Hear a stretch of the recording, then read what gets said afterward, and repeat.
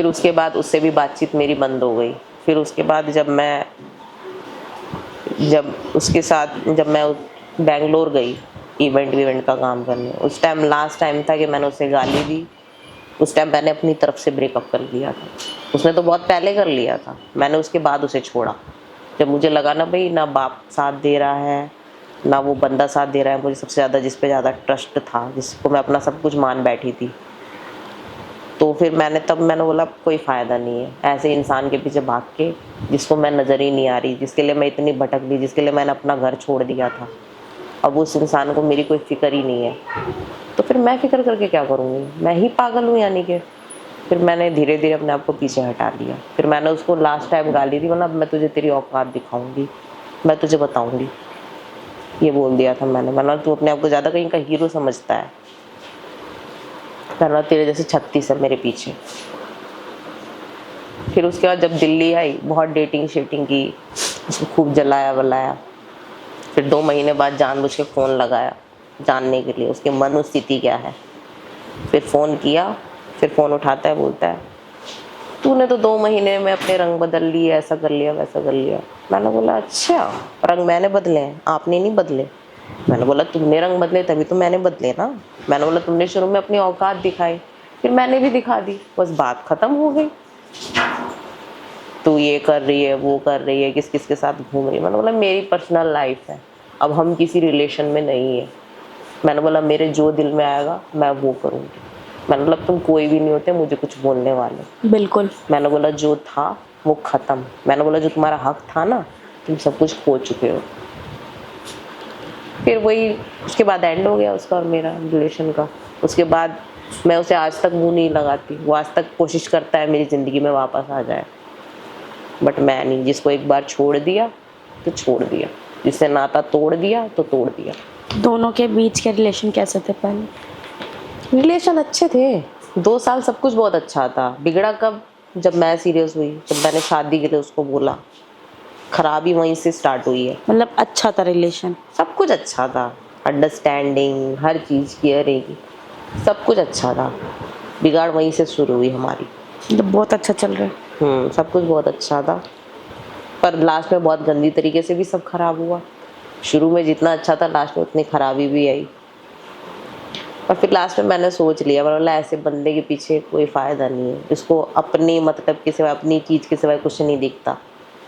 उसको अपना घर, परिवार, उसके लिए वो मैटर करता है, मैं नहीं करती। मैं अपना साइड हो गई, वरना कोई फ़ायदा नहीं है। अब अलका राज की ज़िंदगी में कोई और है? अब है, अब तो शादी हो गई मेरी। शादी हो गई? हुँ, कब की? शादी मैंने की थी 2025 की। कहाँ पे? यहीं दिल्ली में ही कोर्ट मैरिज कर ली थी मैंने। कैसे मिले आपके हस्बैंड? हम लोग शूट पे मिले थे, वो भी शूट करते थे? शूट ही करते थे। शूट पे हमारा प्यार हुआ और शूट में हम रिलेशन में भी आए। 1-2 साल हम रिलेशन में रहे, फिर 2025 में हम लोगों ने शादी कर ली। मिले कैसे? हम लोग ऐसे मिले थे, जैसे मेरा पहला शूट, बीच में मैंने 7 महीने के लिए काम छोड़ा था।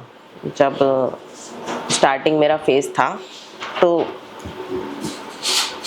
उस टाइम कोऑर्डिनेटर के साथ मेरी अच्छी बन नहीं पा रही थी, तो 7 महीने के लिए मैंने काम-वाम छोड़ दिया था। फिर जब मैंने वापसी करी, लोनावला में पहले शूट पे गई, तो वहाँ पे ये बंदा आया था। अब आया तो भाई मुझे ही देखे जाए, मुझे ही देखे जाए। जब से आया मुझे ही को देख रहा है। अब हम लोग जैसी सेट, अब मैं जहाँ पे हम लोग बैठे थे रेस्टोरेंट में खाना खा रहे थे, वहाँ बैठ के देख रहा है, देख रहा है, देख रहा है मुझे। मैं नज़रें फेर रही हूँ। अच्छा लगा मुझे भी, मास्क वास्क लगा के। उस टाइम इसके बाल लंबे थे, ऐसे छोटी-मोटी बनाया हुआ था। तो फिर उस टाइम मैंने कुछ भी नहीं कहा, मैंने इग्नोर मारा, उतना ध्यान नहीं दिया, क्योंकि पहले से ही मैं तो घायल थी, मैं क्या ध्यान देती। फिर उसके बाद जैसे हमारा शूट लगा साथ में, हम लोग शूट पे आए। अब भाई बंदा तब से मुझे नोटिस कर रहा है। मैं मन ही मन सोची कोई छिछोरा है, तब से देखे जा रहा है ये। फिर मैंने ध्यान नहीं दिया। फिर जैसे हमारा शूट लगा, शूट लगने से पहले मेरे पास आया, बोला मेरा टैटू कवर कर दो, ये कर दो, वो कर दो। फिर मैंने टैटू वैटू कवर किया। फिर जैसे ही हमारा साथ में शूट लगा और हम लोग उसी टाइम फील हुआ कि हम लोग एक दूसरे के करीब आ गए। जैसे ही शूट खत्म हुआ मैंने उसे पकड़ के किस कर लिया, खुद से कर लिया मैंने। फिर इस बंदे ने मुझे रोका और रोक के मेरे माथे पे किस किया। अब फिर उसके बाद वो सीन निपटा, हम लोग नीचे चले गए। फिर जैसे ही हमारा शूट लगा तब हमारे बीच, जब पैकअप हुआ, जब शूट खत्म हुआ, कैमरामैन बाहर गया, तब हमारे बीच रियल रिलेशनशिप बन गया। मतलब क्या पहले फेक हुआ था? हाँ, उस टाइम फेक ही सीन चल रहे थे। अब जब कैमरामैन बाहर गया फिर हम लोग रियल में रिलेशन में आ गए। फिर वो दिन ऐसा था कि हम लोगों ने अनगिनत बार रिलेशन बनाए। मतलब उसी दिन हम लोग एक दूसरे से बहुत ज़्यादा अट्रैक्ट हुए। फिर उसके बाद हम दोनों को इत्तेफाक से एक ही कमरा मिला रहने के लिए। अब उस एक कमरे में हम लोग 3 दिन साथ रहे। हम लोग जू बीच भी गए घूमने, मूवी वगैरह भी देखने गए। उसी बीच हम दोनों के बीच प्यार हो गया था। फिर उसके बाद जब मैं दिल्ली वापस जा रही थी तब मुझे मैसेज में बोलता है आई लव यू। जब तो बोला नहीं। तब नहीं बोला, 3 दिन कुछ भी नहीं बोला बंदे ने, और जाते टाइम मुझे मैसेज में लिख के भेज रहा है। फिर मैंने भी लव यू टू बोला। फिर उसके बाद 1 डेढ़ साल हमारा रिलेशन सब अच्छे से चला। फिर जब मैं अपने गाँव गई, मतलब गाँव जाने से पहले से ही, मतलब जब वो शूट हमारा चल ही रहा था, हम लोग रूम पे थे, तो मतलब 2-3 बार मेरे से तभी से शादी के लिए बोलने लगा। जब मैं दिल्ली में आई, एक मेरे को कॉल पे बोलता है तुम्हारा क्या ख्याल है शादी के बारे में, हम कब कर रहे हैं शादी? मैंने बोला अभी तो मिली हूँ मैं, थोड़ा सा टाइम दो मुझे। फिलहाल ही तो अभी चल ही रहा है। अभी तो चल रहा है हमारा। मैंने थोड़ा समझने का तो टाइम दो मुझे, मैं तुम्हें समझना चाहती हूँ, अभी तो हम मिले हैं। फिर कुछ टाइम ऐसा चलता रहा। फिर वही बंदे ने 3-4 बार कंटिन्यू प्रपोज किया मुझे शादी के लिए। वो चाहता ही था मुझसे शादी करना। तो मैंने बोला चलो। फिर मैं जब केरला गई तो हमारे में ऐसा होता है कि मामा के लड़कों से भी शादी हो जाती है।